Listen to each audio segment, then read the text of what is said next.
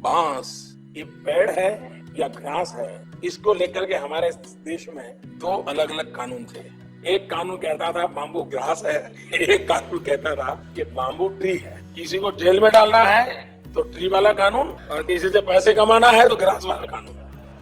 Bamboo घास है या पेड़? तो 1927 तक इंडियन फॉरेस्ट एक्ट के मुताबिक बैम्बू को एक पेड़ माना जाता था। इसका मतलब ये था कि बिना सरकार की अनुमति के बैम्बू काटने पर 500 रुपए का जुर्माना और 6 महीने की सजा हो सकती थी। लेकिन 2017 में बैम्बू को पेड़ न मानकर घास की श्रेणी में डाल दिया गया। अब आप सोच रहे होंगे इसका क्या फायदा हुआ? इसका फायदा ये है कि अब अगर कोई बैम्बू को अपनी जमीन पर उगाता है तो वो बिना किसी अनुमति के उसे काट सकता है। इस बदलाव के बाद किसान अपनी जमीन पर बैम्बू की खेती आसानी से कर सकते हैं और जब चाहे बैम्बू को काटकर बेच भी सकते हैं। और किसान सिर्फ बैम्बू को बेच कर ही नहीं बल्कि इससे कागज, फर्नीचर और कई तरह की चीजें भी बना रहे हैं। इस बदलाव का एक और फायदा ये है कि सरकार अब कृषि वानिकी यानी कि एग्रो फॉरेस्ट्री को बढ़ावा दे पा रही है। छोटे किसान जो कम जमीन पर काम करते थे अब बैम्बू जैसे फसल उगाकर अच्छी कमाई कर सकते हैं। ये उनके लिए एक नई शुरुआत है। बैम्बू के बारे में और भी खास बातें हैं। ये बहुत जल्दी उगता है और 3 साल में ही तैयार हो जाता है। इसकी सबसे बड़ी खासियत ये है कि जब इसे काटा जाता है तो ये अपनी जड़ से दोबारा उगने लगता है बिना किसी देखभाल के।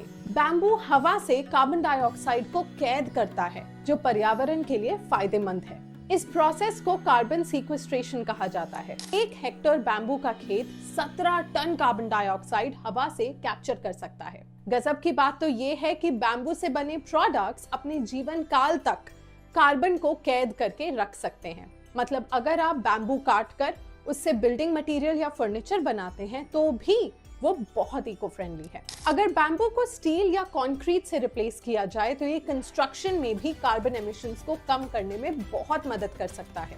आज के डेट में भारत में 22% carbon dioxide emissions construction sector से आते हैं और बैम्बू इसे रोक सकता है। हम सब जानते हैं कि भारत में अर्बनाइजेशन बहुत तेजी से बढ़ रही है। लोग शहरों की तरफ जा रहे हैं और वर्ल्ड बैंक के हिसाब से 2045 तक शहरी आबादी 150% तक बढ़ जाएगी। इससे एक बात तो साफ है कि आने वाले सालों में हमें ज्यादा घर और ज्यादा इंफ्रास्ट्रक्चर की जरूरत पड़ेगी। मतलब ज्यादा कंस्ट्रक्शन और पर्यावरण पर बढ़ता खतरा। तो हम क्या कर सकते हैं? कुछ देश आज बैम्बू का इस्तेमाल कंस्ट्रक्शन में कर रहे हैं जिससे पर्यावरण को कम से कम नुकसान हो। अगर बैम्बू को सही तरीके से उगाया जाए और इस्तेमाल किया जाए तो ये एक सस्ता और सस्टेनेबल सोल्यूशन बन सकता है। बैम्बू का एक और फायदा ये है कि ये हल्का होता है, इसीलिए इसे ट्रांसपोर्ट करना बहुत आसान है। पर हल्का होने के बावजूद ये काफी मजबूत और ड्यूरेबल होता है। बैम्बू की टेंसाइल स्ट्रेंथ स्टील के बराबर हो सकती है और ये हर मौसम को झेल सकता है। इसका एक एग्जाम्पल हम देखते हैं ग्वाटेमाला अमेरिका में, जहां बैम्बू के घर तेज तूफानों का सामना कर पाए। ये घर सब झेल सकते हैं, कड़कती धूप, बारिश और आंधी। क्या आप जानते हैं बैम्बू का इस्तेमाल खाना पकाने के लिए भी हो सकता है। भारत के कई गाँव में आज भी लकड़ी या कोयले का इस्तेमाल किया जाता है जो पर्यावरण के लिए नुकसानदायक है।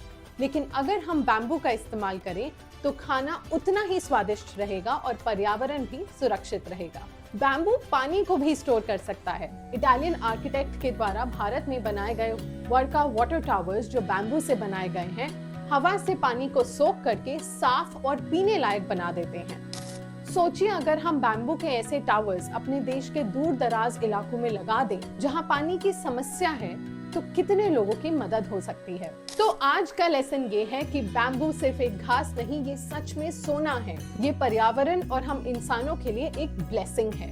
जैसे अच्छे हीरे की पहचान सिर्फ जौहरी कर सकता है, वैसे ही हमें भी बैम्बू का सही इस्तेमाल पहचानना होगा। मुझे उम्मीद है कि आपको इस वीडियो से बैम्बू के बारे में कुछ नई और दिलचस्प बातें सीखने को मिली होंगी। इसे अपने दोस्तों और परिवार वालों के साथ जरूर शेयर करें और न्यूज विद नव्या को सब्सक्राइब कीजिए ताकि आप और भी ऐसे इंफॉर्मेटिव वीडियोस मिस ना करें। और देखते रहिए लेट्स टॉक बैम्बू हर रविवार सिर्फ हमारे YouTube चैनल पर।